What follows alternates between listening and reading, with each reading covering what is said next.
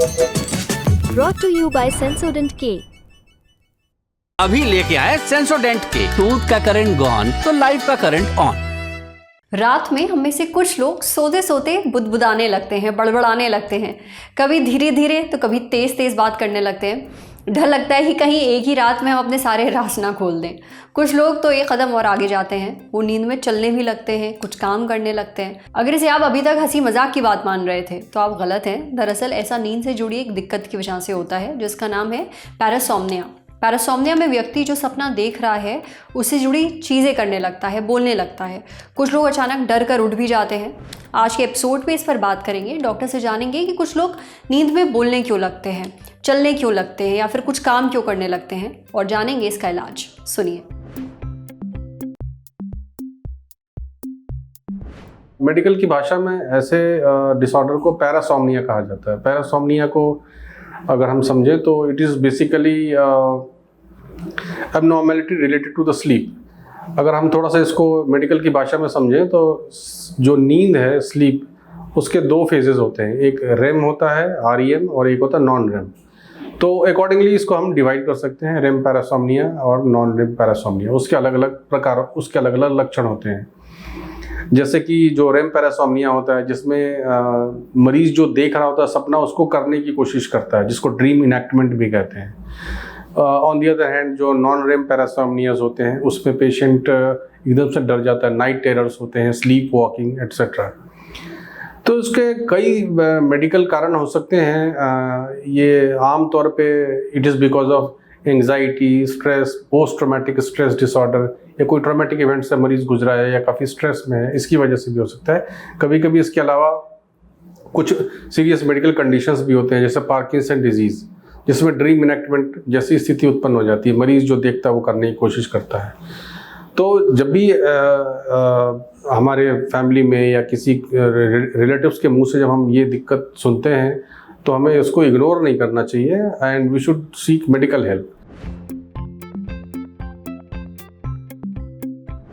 मोटे तौर पे अगर हम देखें तो इसके मैनेजमेंट में एक स्लीप हाइजीन को बेटर करने की जो बात है वो बहुत इंपॉर्टेंट है। To cut down on caffeine, to cut down on alcohol, substance abuse, to get good quality sleep, जैसे एक्सरसाइज करना, to go to the bed at appropriate time, taking a light meal in dinner, etc. So lifestyle modification is very important. Sometimes medication is also required. So with the experts advice you should take the appropriate medication. Medication से हमें short term में मदद मिल सकती है।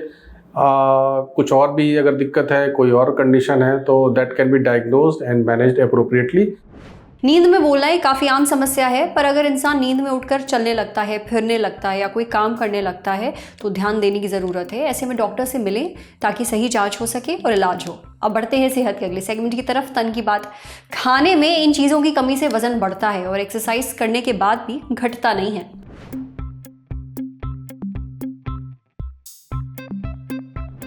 अगर आपका वजन बढ़ता जा रहा है, एक्सरसाइज करने के बाद भी नहीं घट रहा, तो एक नज़र अपनी थाली पर डालिए। अगर आपके खाने में कुछ ज़रूरी विटामिन और मिनरल्स नहीं है तो वज़न घटाना बेहद मुश्किल हो जाता है। कौन से पोषक तत्वों की कमी के कारण वज़न बढ़ता है और आसानी से नहीं घटता, यह हमें बताया डाइटिशियन श्रद्धा सिंह ने। डाइटिशियन श्रद्धा बताती हैं कि अगर हमारी डाइट में प्रोटीन शामिल नहीं है तो इससे हमारा वज़न बढ़ सकता है। दरअसल जब हम प्रोटीन वाली चीज़ें खाते हैं तो इससे पेट देर तक भरा रहता है, देर तक भूख नहीं लगती और हम ओवर ईटिंग से बच जाते हैं। वहीं प्रोटीन कम खाने पर अनशंट खाने का बहुत मन करता है, बहुत क्रेविंग होती है। इसके चक्कर में हम ओवर ईटिंग करते हैं, फिर वज़न कम होने के बजाय बढ़ता ही जाता है। आपके खाने में ओमेगा 3 फैटी एसिड्स का होना भी बहुत ज़रूरी है। अगर हमारे शरीर में ओमेगा 3 फैटी एसिड्स कम होंगे तो भूख को कंट्रोल में करने वाले हार्मोन्स ठीक तरह से काम नहीं कर पाएंगे। इससे हमें ज़्यादा कैलोरीज वाला खाना खाने की इच्छा होगी, नतीजा ओवर ईटिंग होगी और वजन बढ़ने की दिक्कत हो सकती है। कई बार वजन बी विटामिन की कमी से भी बढ़ता है, जैसे कि विटामिन B12 और विटामिन B6। ये दोनों ही मेटाबॉलिज्म बढ़ाते हैं और हमारे खाने को एनर्जी में बदलते हैं। जब शरीर में बी विटामिन की कमी होती है तो हमें थकान होने लगती है, मीठी चीज़ें खाने का मन करता है और आखिर में फिर इससे वजन बढ़ने लगता है। डाइटिशियन श्रद्धा कहती हैं कि खाने में आयोडीन की पर्याप्त मात्रा होना बहुत ज़रूरी है। शरीर में आयोडीन की कमी से हाइपोथायरॉयडिज्म हो सकता है, यानी जब शरीर में थायराइड हार्मोन का निर्माण कम होने लगे। इसमें मेटाबॉलिज्म धीमा हो जाता है, वजन तेजी से बढ़ने लगता है। वजन बढ़ने का कारण तो पता चल गया, अब जान लेते हैं कि आखिर इसे ठीक कैसे करें। ऐसी चीज़ें खाइए जिनमें प्रोटीन होता है, जैसे कि अंडे, पनीर, मछली, डेयरी प्रोडक्ट भी आप ले सकते हैं, दूध, चीज़ और दही खा सकते हैं। इनसे आपको प्रोटीन, विटामिन डी और कैल्शियम मिलेगा। दालें, नट्स खाइए और एक प्रॉपर डाइट लीजिए। एक और ज़रूरी बात, थोड़ी देर धूप में भी निकलिए। दरअसल धूप में विटामिन डी होता है और जब हमारे शरीर में विटामिन डी की कमी होती है तब फैट सही से बर्न नहीं हो पाता और फिर वेट बढ़ने लगता है। समझे? अब बारी सेहत के आखिरी सेगमेंट की, खुराक यानी झक्कासी हेल्थ टिप। सुबह सुबह दही या छाछ क्या ज़्यादा फायदेमंद होता है? मजबूत हड्डियों और जोड़ों के लिए कैल्शियम से भरपूर चीज़ें खाने पीने की सलाह दी जाती है, जैसे कि दूध, दही, छाछ वगैरह वगैरह। अब इनसे ना सिर्फ हड्डियों की सेहत सुधरती है बल्कि मसल्स भी मजबूत होती हैं, पाचन सुधरता है, साथ ही शरीर को बहुत सारे ज़रूरी पोषक तत्व भी मिलते हैं।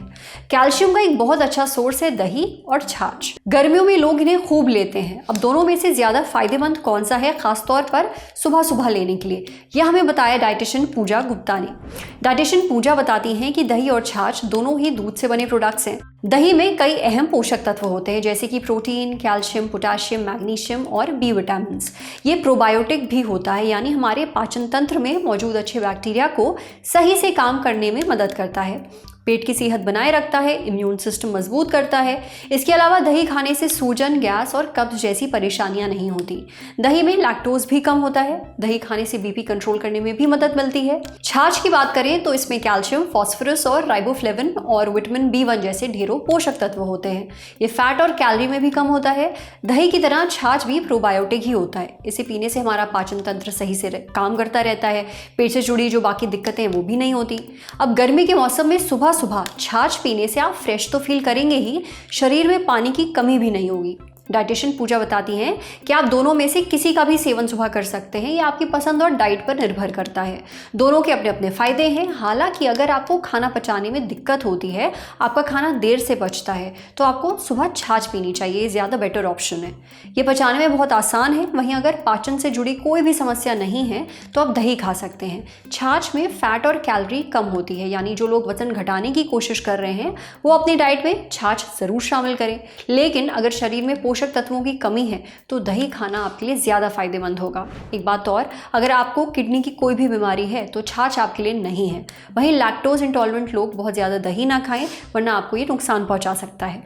आज सेहत पर इतना ही। अगर आप एक डॉक्टर हैं, हमसे कुछ शेयर करना चाहते हैं तो जो ईमेल आईडी इस वक्त आपको अपनी स्क्रीन पर दिख रही है उस पर हमें एक मेल भेज दीजिए। जाते जाते एक ज़रूरी सूचना, चुनाव आ गए हैं, शुरू हो चुकी है चुनाव यात्रा। ललन टॉप चुनाव यात्रा में हम कहाँ पहुँचे, बताइए आप। क्या है आपकी लोकसभा सीट का नाम और क्या है कवरेज की वजह, वो कौन से फैक्टर्स हैं जो आपकी सीट को बनाते हैं खास। मेरी सीट, मेरा फैक्टर, भेज दीजिए मेल chunav@lalontop.com पर। सूचना समाप्त। शुक्रिया।